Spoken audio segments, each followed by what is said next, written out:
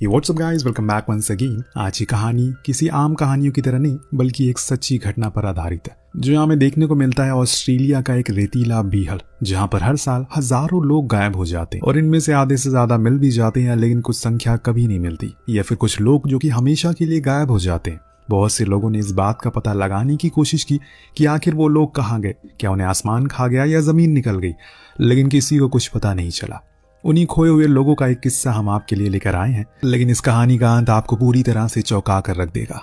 Chris और Liz नाम की दो सहेलियां जो बीच किनारे आराम से लेटी हुई है, तभी वहां पर उनके पास उनका दोस्त बेनी आता है, जिसने अभी अभी एक नई कार खरीदी है और उसे लेकर वो अपने दोस्तों के साथ एक बढ़िया सी जगह को एक्सप्लोर करना चाहता है, जहां बहुत ही कम लोग जाते हैं क्योंकि वो एकदम से शहर से दूर है। पर ये तीनों को वहां जाना है, लेकिन आज नहीं बल्कि कल, क्योंकि आज इन्हें एक पार्टी अटेंड करनी है जिसके लिए बेहद ही एक्साइटेड है। अब पूरी रात पार्टी चलती है, क्रिस्टिन तो खूब मस्ती करती है। फिर सुबह होती ये लोग अपनी ट्रिप के लिए निकल गए। वहां पहुंचने से पहले स्टॉप बना इनका एक गैस स्टेशन, जो कि हर स्टोरी में बहुत ही जरूरी होता है, लेकिन क्यों ये आज तक हमें नहीं पता चला। अगर आपको पता है तो इस सवाल का जवाब जरूर कॉमेंट में दीजिएगा।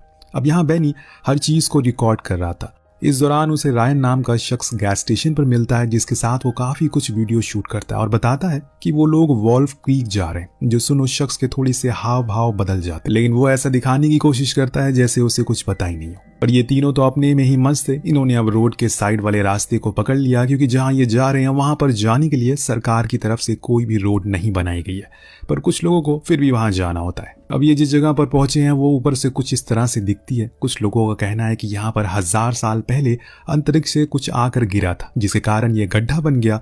कुछ का कहना है कि कुछ साल पहले यहाँ पर एक ऑयल कंपनी हुआ करती थी, उन्होंने इस गड्ढे को ड्रिल किया, पर अगले दिन इस जगह पर कुछ नहीं था। वो सारे लोग और मशीन कहाँ चली गई किसी को कुछ पता नहीं चला। अब इन तीनों के लिए जगह एक पिकनिक स्पॉट थी, इन्हें कोई फर्क नहीं पड़ता यहाँ पे पत्थर गिरा है या फिर तेल की खुदाई हुई है, इसीलिए इन्होंने ये अपने सामान वगैरह वहां रख लिया और वहीं थोड़ी देर बैठने का सोचा।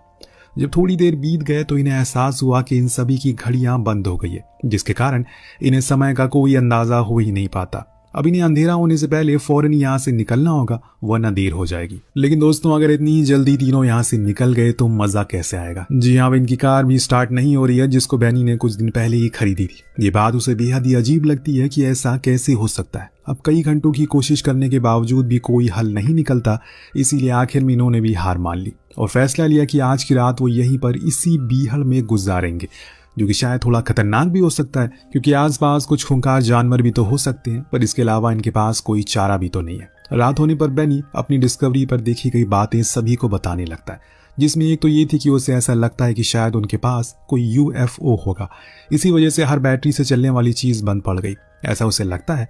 पर उन दोनों को उसकी ये बातें एकदम बकवास लगती है। वो उसे चुपचाप सोने को कहती हैं, पर जैसे ही इनकी हल्की सी आंख लगी, एक मेहमान आ गया जिसका नाम था मिच, जिसे देखकर सभी बहुत खुश हो जाते हैं, क्योंकि अब वो उनकी मदद के लिए आया है, यहाँ से बाहर निकाल देगा उन्हें।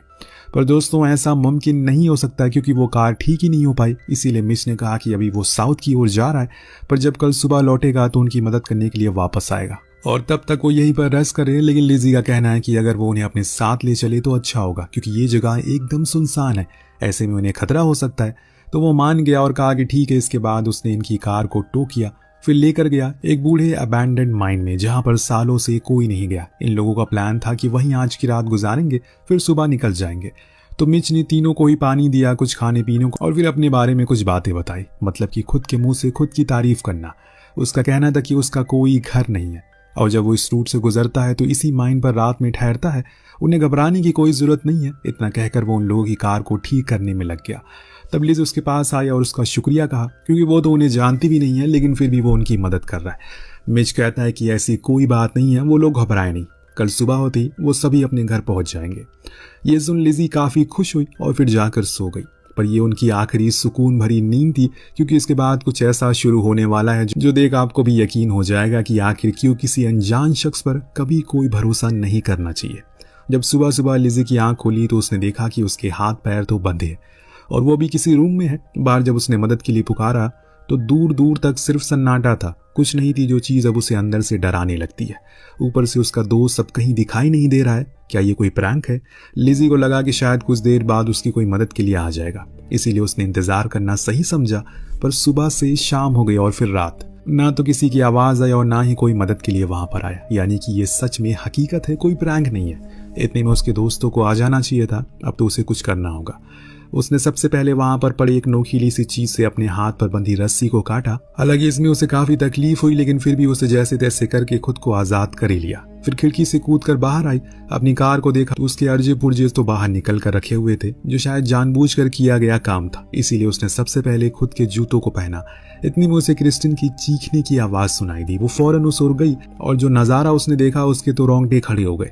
दरअसल मिच ने क्रिश्चियन को खंबे से बांध कर रखा हुआ और उस पर आंख बंद कर गोलियां चला रहा है, जिससे वो बेहद ही डर रही है और मदद के लिए लगातार चिल्ला रही है। लेकिन मिच को ये करके मजा आ रहा है, इसीलिए वो बार बार करता जा रहा है।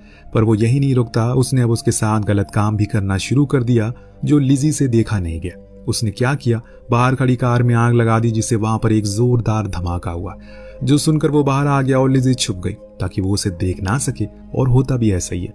इधर वो कार में लगी आग को बुझाने में लगा था तो वहां अंदर लिज अपनी दोस्त को आजाद करने पहुंच गई, लेकिन वो कर नहीं सकी क्योंकि तभी वहां पर मिच आ गया, जो फिर से उस पर अत्याचार करने लग गया। इस दौरान क्रिश्चियन बार बार बेनी को बुलाने की कोशिश कर रही थी, लेकिन वो कहाँ है किसी को पता नहीं है। अचानक तभी टेबल के नीचे छुपी लिज मिच की बंदूक को उठा लेती है और उस पर तान देती है, जो देख मिच भी हैरान था, लेकिन वो पूरी तरह से ड्रंक था और उसे अच्छे से पता है कि वो शूट नहीं कर पाएगी। लेकिन क्रिस्टिन बार बार उससे कहती है कि इसे खत्म कर दो, तो लिज फाइनली शूट करती है, जो जाकर उसके गले में लगी और वो वहीं गिर पड़ा। मौका देखकर लिज ने क्रिश्चियन को आजाद कर दिया, लेकिन दोस्तों क्रिश्चियन उसे पूरी तरह से खत्म करना चाहती है, इसीलिए उसने उससे कहा कि इसे मार कर खत्म कर दो। लेकिन लिज उससे चलने को कहती है क्योंकि वो किसी भी समय खड़ा हो सकता है। इसीलिए दोनों भागकर मिच की कार के पास आ गए, लेकिन कार में तो चाबियां है ही नहीं। तो लिज वापस से मिच के पास गई और वापस आकर कार को स्टार्ट किया, लेकिन तब तक वो जाग और अब उसके पास बंदूक भी है, जिससे वो इन पर शूट करने लगता है। लेकिन लिज ने उस पर कार चढ़ा दिया और दोनों ही वहां से भाग निकले। लेकिन आगे जाकर इनकी कार एक खाई में गिरते गिरते बचती है। लेकिन अब लिज ने क्या किया, उसने उस कार को धक्का देकर खाई में गिरा दिया ताकि जब मिच यहाँ पर आए तो उसे ऐसा लगे कि वो दोनों खाई में गिर कर मारे गए। अब उनका प्लान एकदम सही जा रहा था। मिच आसपास चेक करता और नीचे भी जाता है। इस दौरान ये दोनों जो वहीं पर छुपे हुए थे वो उस कार के पास आए जिसमें मिच आया था।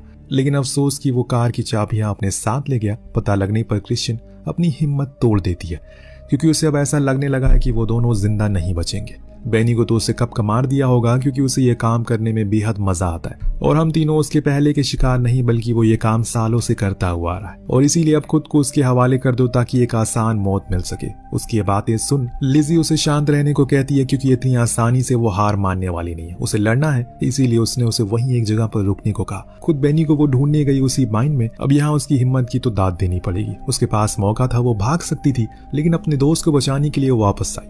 तब उसने देखा कि वहां पर कई सारी न्यूज़पेपर कटिंग चिपकी हुई है, जिसमें लोगों की मिसिंग रिपोर्ट थी, जो देख लिजी समझ जाती है कि जो कोई भी यहाँ पर मिसिंग हुआ है उसके पीछे सिर्फ एक ही इंसान का हाथ है और वो है मिच। इतने में उसके हाथ लग गई एक बंदूक, जिसे लोड करके वो निकल पड़ी अपने दोस्तों को ढूंढने के लिए। और अंदर जाने पर उसे दिखा एक तहखाना, जिसके अंदर जाने पर उसे उल्टियां होना शुरू हो गई, क्योंकि वहां पर हजारों की तादाद में कंकाल पड़े हुए थे। कुछ ऐसे भी थे जो कि अभी ताजा थे, जिन्हें कीड़े खा रहे। ये मंजर देख कर तो उसके होश उड़ जाते हैं।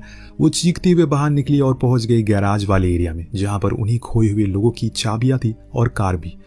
उनके ड्राइविंग लाइसेंस और कुछ सामान भी थे, जिसमें उन्हें बेनी का वो वीडियो रिकॉर्डर भी मिलता है, जिसमें आखिरी रिकॉर्डिंग करी गई थी वही गैस स्टेशन की वीडियो की थी, जिसे प्ले करने पर लिज को दिखा मिच, यानी कि वो उसी गैस स्टेशन से उनका पीछा करता हुआ आ रहा है। ये सब जानकर उसे अंदाजा हो गया कि ये कोई आम बंदा तो नहीं है, बल्कि एक साइको है, जो लोगों को पहले बेवजह कैद रखता और फिर उन्हें कई दिनों तक ऐसे ही भूखा प्यासा मारता है, पीटता है, उनके साथ गलत काम करता है और जब उसका मन भर जाता है तो वो उन्हें बड़ी ही बेरहमी से मारकर फेंक देता है, ऐसे सड़ने के लिए। और कुछ ऐसा ही प्लान उनके साथ भी उसने बनाया था, लेकिन लिज ने ये नहीं होने दिया। इसीलिए उसने सबसे पहले तो उन्हीं कार में से एक कार की चाबियों को उठाया और उसे स्टार्ट करने लगी। तभी अचानक एकदम से पीछे से कोई उसके पेट में चाकू आर पार कर देता है। जी हाँ, ये कोई और नहीं बल्कि मिच था, जो यहाँ तक पहुंच चुका है। हालांकि यहाँ लिज भी खुद के बचाव के लिए उसे लड़ने की पूरी कोशिश करती है, पर उसने तो उसकी एक हाथ की सारी उंगलियां ही काट दी, जिसके दर्द से बेचारी लिज कर्राने लगती है।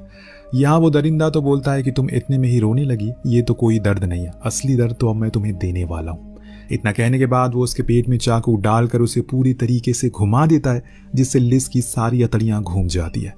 वो बेचारी रोते रोते वहीं गिर पड़ती है। तो वहीं दूसरी ओर क्रिश्चियन, जो कि अभी भी इंतजार कर रही थी, लेकिन सुबह होने तक भी वहां पर लिज नहीं आती, तो वो रोड की ओर भागने लगी। उसे खूनी हालत में लोगों से मदद मांगी, लेकिन जो देखकर एक शख्स अपनी कार को रोकता है। तब क्रिश्चियन उसके गेट के पास आती है, पर कुछ कहने से पहले ही वो गिर गई। जो देख वो बूढ़ा आदमी फौरन अपनी कार के डिग्गी से पीने का पानी निकालता है, लेकिन क्रिश्चियन को पिलाने से पहले मिच की गोली उसके भेजे के आर पार हो जाती है। जी हाँ, उसे पता चल चुका है कि वो रोड तक पहुंच गई। अब जब क्रिश्चियन की आंख खुली तो उसने देखा कि वहां उस बंदे को मिच ने मार डाला। तो वो उसी की कार लेकर भागना शुरू करती है, पर मिच भी कम नहीं था, वो भी उसके पीछे पड़ गया। पर एक मोड़ पर क्रिश्चियन उसकी कार को टक्कर मारकर साइड कर देती है, जिससे कि वो वहीं रुक गया और ये आगे निकल गए। ऐसा करके वो बहुत खुश हो रही थी, लेकिन वहां मिच इतनी आसानी से हार मानने वालों में से नहीं है।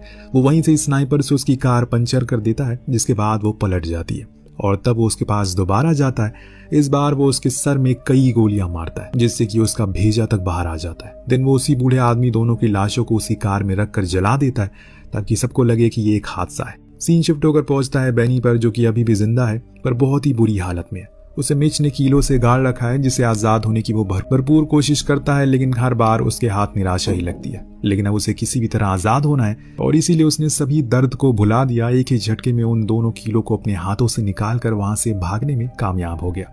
उसकी किस्मत अच्छी होती है, इस दौरान मिच नहीं था। इसी बीच एक कपल उसे बुरी हालत में देख लेते हैं और फौरन अपनी कार में बैठाते हैं और पुलिस के हवाले कर देते हैं। इसके बाद उसका ट्रीटमेंट होता है, फिर उसकी बताई हुई जगहों पर पुलिस छानबीन करती है। लेकिन बड़ी ही ताज्जुब की बात है कि उन्हें वहां पर कुछ नहीं मिलता, जो बात बेहद ही अजीब थी, क्योंकि वहां जो कुछ भी लिजी ने या फिर क्रिश्चियन ने देखा था वो पुलिस को कभी मिला ही नहीं, और ना ही मिच उन्हें मिला। हो सकता है कि बेनी को किसी दूसरी जगह पर उसने रखा हो, क्योंकि वो बस लड़कियों को ही अपना शिकार बनाता हो। खैर, इन सारे सवालों के जवाब आपको पार्ट 2 में देखने को मिलेंगे। उसके लिए आपको कमेंट करना पड़ेगा 300 कमेंट जरूर करिएगा। मिलते हैं अगले वीडियो में। Thank you so much watching.